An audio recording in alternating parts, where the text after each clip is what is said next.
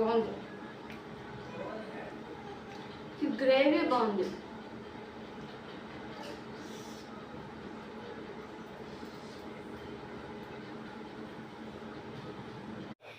ఈ గ్రేవీ కర్రీని వివరంగా చెప్పమని అడుగుతున్నారు కదా, మీకోసం ఇది సింపుల్గా అయిపోతుంది, టేస్టీగా ఉంటుంది.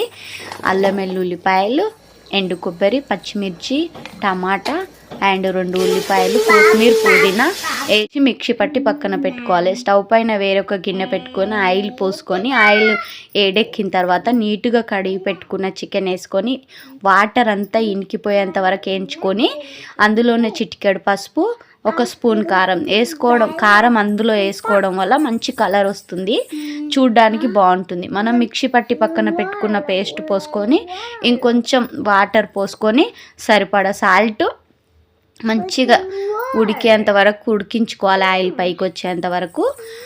అండ్ ధనియా పౌడర్, గరం మసాలా, కొత్తిమీర, పుదీనా, మన చికెన్ కర్రీ రెడీ. సింపుల్గా